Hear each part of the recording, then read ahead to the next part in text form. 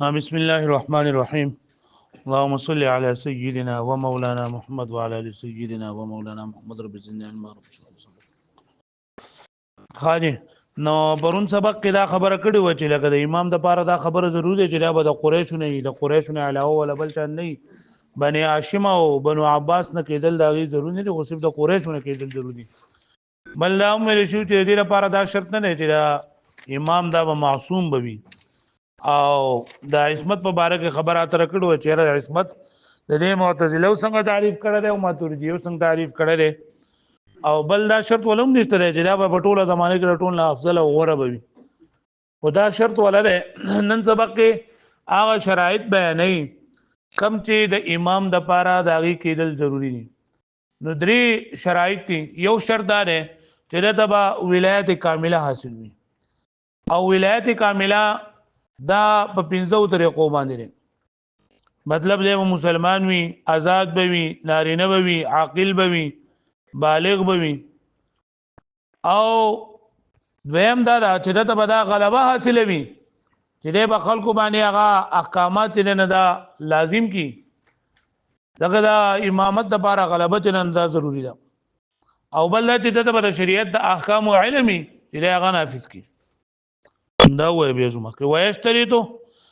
ان يكون من اهل الولايه المطلقه الكامله او شرط کړی شوی د امام د پاره چې دی به وي د اهل ولایت یعنی دا اهل ولایت نه وینده د ولایت کامله حاصل وي المطلقه الكامله او د ولایت کامله لپاره پنځه خبرې ضروري نمبر 1 اي مسلمان بوي نمبر 2 حرا آزاد بوي نمبر 3 ذکرا نارینه بوي نمبر 4 عاقلا عاقل بوي او نمبر 5 بالغا بالغ بوي وذا دا هر یو وجه بیان کړی دی چې مسلمان بوي ولی اذ ما جعل الله للكافرين على المؤمنين سبيلا ځکه چې الله د کافرانو د پاره په مؤمنانو باندې غلبه نه ظاهر کړ غلام بنئ آزاد بوي غلام بولی نه ځکه ولا عبد مشغول بخدمه المولى چې غلام دا خو د مولا په خدمت باندې مشغول نه ابدا دغه بکې او بل خبره مستحقرا في اعين الناس د خلکو په نظرونو کې دا غلام چې نن د سپک وي د امام د بار دا خبره پکړه چې دا ودا خلکو په نظرونو کې چې خلک به د عزت او احترام وکړي دریم شرط ولا کوله شو چې نارینه بوي نارینه بولی وي ځکه چې والنساء ناقصات عقل ودين چې دا ناقصات عقل او دین دي هغه صحابین ته تاسو کو چې څنګه ناقصات العقل والدين دي ناوی چې د دې پیغمبر صلی الله علیه وسلم فرمایل چې الله پاک د دې د گواہی د سړی پنی باندې کړو الله فرجل و امراتان ممن ترضون نو د دوه زنانو گواہی دا د یو نارینه برابر ده او دا دین په باره کې نو چې دا اکثر ورځې چې نن دا منځونه نه کوي دغه نه کوي روزي نه نیسي کم داغي د عذر د وجنه خاجي بیا وی چې لکه دی با آزاد بولی او دغه عاقل او بالغ بولی نو والصبي والمجنون قاصران عن تدبير الامور معشوم او لیونه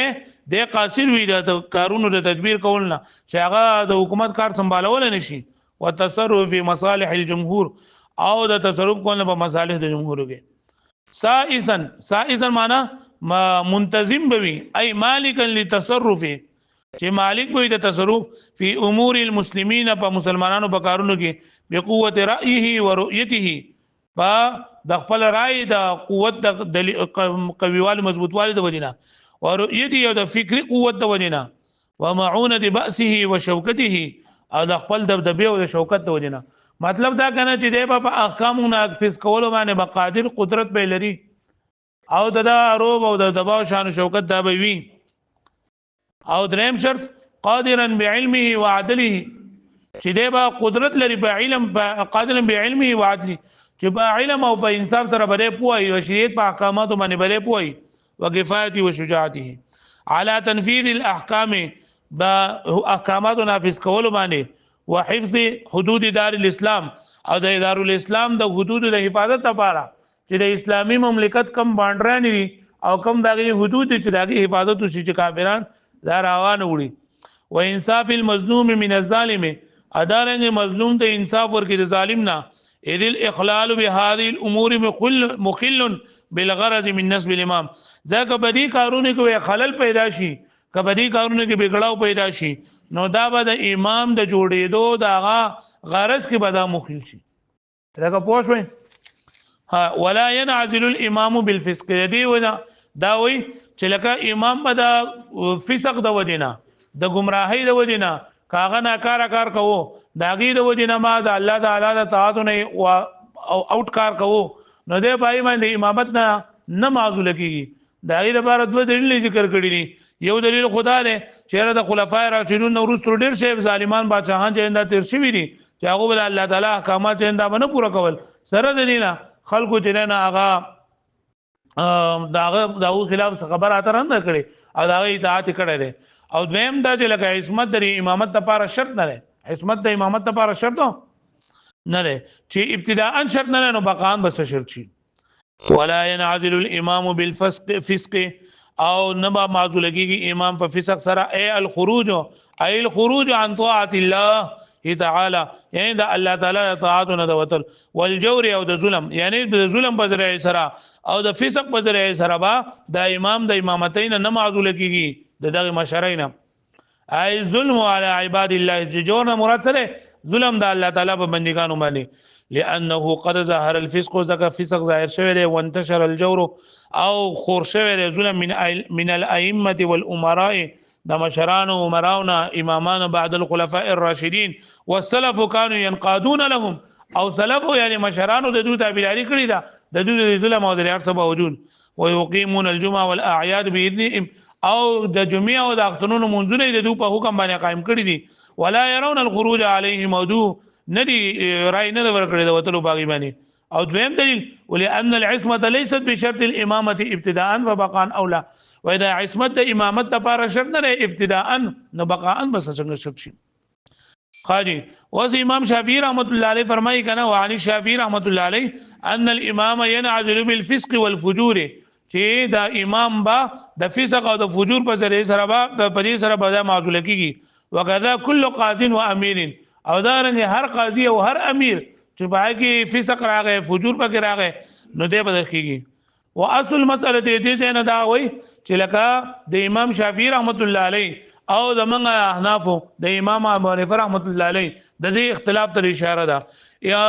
امام شافعي رحمت الله علیه وای چې لکه کم کس چې د سوي چې د فاسق وي نو د اهل ولایت نه لري ځکه د خپل ځان خیال لزاتین د مخلوق بس خیال وساتي دا په خپل باندې کڼکپته ځان نه برابر نو بس برابر کی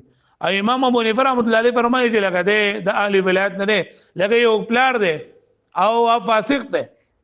پلار دی فاسق دی او د خپل ماشوم لور ته نه داغي دغه کول شي نکاح باندې هغه ور کول شي نو چې ماشوم له په پای باندې ورته ولایت حاصل له نو بلې باندې می ولایت حاصل له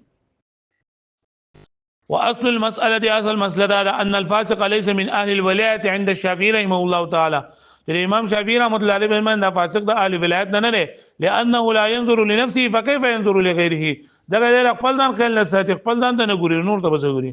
وعند ابي حنيفه رحمه الله عليه الامام صاحب رحمه الله عليه باندې هو من اهل الولايه تدا